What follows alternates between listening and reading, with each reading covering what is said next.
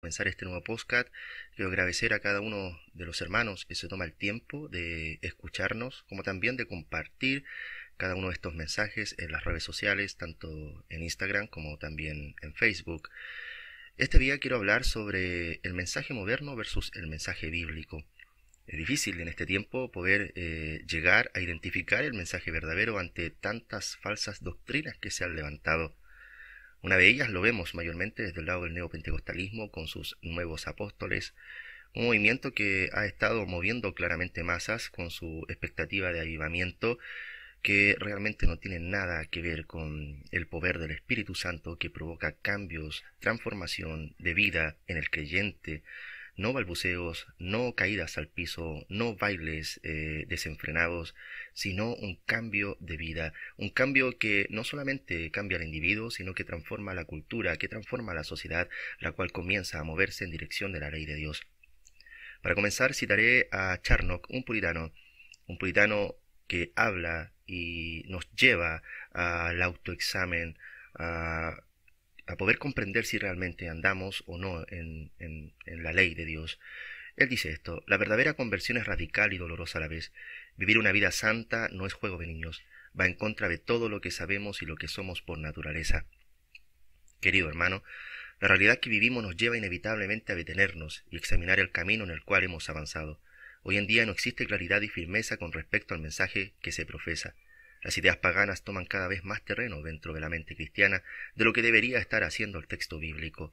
Un ejemplo de esto es la creciente demanda que han tenido libros que mayormente hablan sobre redimir la cultura y las formas o métodos para mantener a la congregación a gusto. Esto ha formado una mezcla espuria que solo alimenta el corazón caído y llena templos de pecadores no arrepentidos que siguen a un Dios falso creado al gusto del consumidor. Por otro lado, ante esta lamentable realidad, nuestros jóvenes son cada vez más y más adoctrinados ante las ideologías humanistas, en este caso comunistas de izquierda, que reinan en nuestra sociedad. El cristianismo una vez más se ve la necesidad de reafirmar sus dogmas y ser firme ante el paganismo humanista. El corazón del hombre es el mismo en todas las épocas y requiere siempre la misma medicina, el mismo evangelio que predicaron los grandes predicadores de los siglos pasados. Este es el único evangelio que producirá un bien real a nuestros tiempos. Solo para los pecadores que reconocen su perversidad tendrá sentido el evangelio. Pero la evangelización moderna ha perdido de vista este motivo. La santidad es tratada como algo separada de la salvación. Así pues, el mensaje que busca convencer a la gente para que abrace a Cristo es generalmente una apelación al autointerés. Charnock escribe nuevamente: muchos pervierten la palabra de Dios para excusar su pecado. Por ejemplo, la paciencia de Dios se malinterpreta como falta de preocupación por su parte. La justificación por la fe se tergiversa para convertirla en una licencia para pecar. Que Cristo conversara con pecadores se convierte en una defensa para conservar las malas compañías. Tal mal uso de la verdad revela que hemos convertido nuestros propios afectos viles en nuestra norma y no la voluntad de Dios. Esto nos recuerda el método del diablo de tergiversar las Escrituras cuando tentó a Cristo. Es inevitable, para alguien que ha crecido en un sistema ecléctico y lleno de licencias liberales, ver el Evangelio tan simple como es. Me he topado mayormente en estos días con personas que dicen ser creyentes y hasta profesan una fe reformada y confesional, que se escandalizan ante afirmaciones escriturales simples como: y en esto sabemos que nosotros le conocemos, si guardamos sus mandamientos. Esto es solo el producto de un condicionamiento doctrinal antiescritural. Bien lo expresa el maestro Gresham Machen. La mayor amenaza para la iglesia cristiana actual no proviene de los enemigos de afuera, sino de los enemigos de adentro. Proviene de la presencia dentro de la iglesia de un tipo de fe y práctica que es medularmente anticristiana. La confesionalidad dentro de iglesias supuestamente reformadas ha quedado en segundo plano para dar cabida al libre pensador, que no tiene nada de sujeción a la sola escritura. Los niños ya no son instruidos en los catecismos de los cuales la iglesia se nutrió grandemente, y los ministros que juraron ser fieles a sus votos ahora traicionan a Cristo y su pueblo. No es de extrañar que no se hable en contra del aborto y qué decir de la homosexualidad. La iglesia, por querer ser relevante, ha cometido graves errores al permitir el ingreso de ideas fundamentadas en el humanismo. Las nuevas relecturas de la Biblia son pan de cada día en los seminarios. Esto, querido hermano, es muy grave, ya que desde la misma médula eclesial se están preparando ministros que no tienen nada que ver con el verdadero Evangelio de Jesucristo. Si hoy tenemos un grave problema en la praxis, ha sido elementalmente por la teoría espuria que recorre en muchas congregaciones. Los creyentes ya no desean escuchar sobre la gloria de Dios como fin último, sino que buscan ser refrescados por palabras suaves que no confronten sus vidas de pecado. Debido a esto, el simple evangelio de la vida, de una vida en piedad y abnegación que solo busca glorificar a Dios y que condena el pecado, se ve como radicalismo. Bien dice Orton: la iglesia apóstata va a expulsar a la iglesia verdadera, llegando hasta considerar esta persecución como un acto de devoción religiosa, un servicio hecho a Dios.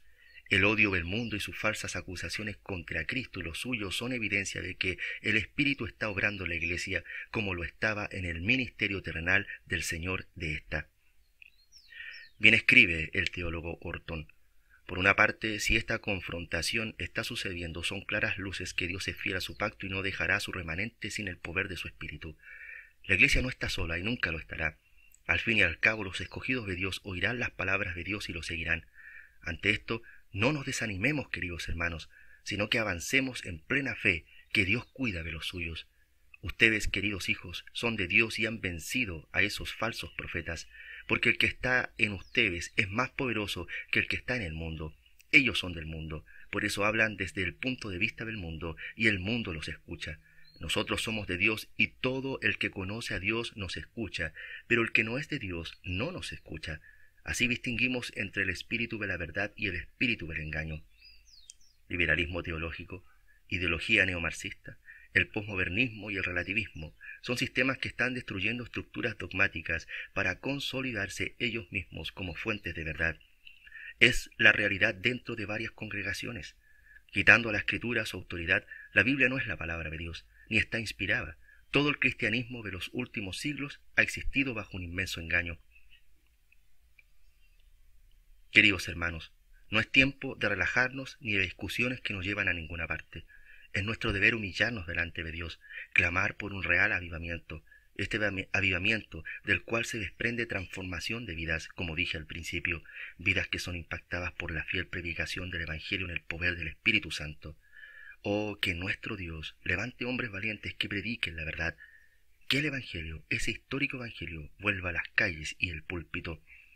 Juan Calvino escribe: lo cierto es que la fe cristiana no debe fundamentarse en el testimonio de los hombres, ni apoyarse en opiniones dudosas, ni tampoco mantenerse con la autoridad de los hombres, sino que ha de estar grabada en nuestros corazones por el dedo del Dios viviente, de modo que ninguna seducción de error la pueda borrar y aniquilar. El Catecismo Mayor de Westminster dice, pregunta 191, ¿qué es lo que pedimos en la segunda petición?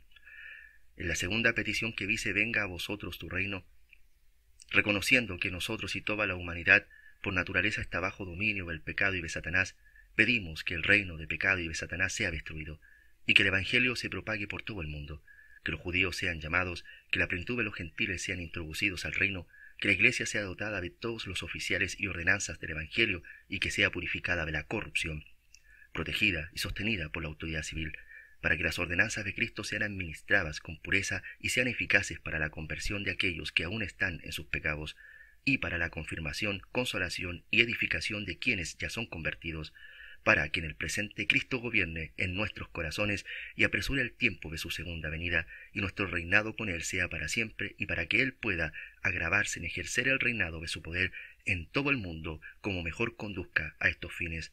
Dios nos ayude, queridos y fieles hermanos, a seguir el Evangelio verdadero, y que en este tiempo Dios avive en nuestros corazones para predicarlo, para vivir para su gloria en todas las esferas de la vida. Gracias, queridos hermanos, por escuchar este nuevo podcast y también por seguirnos. Presbiterianismo Confesional les saluda en el nombre de Cristo Jesús.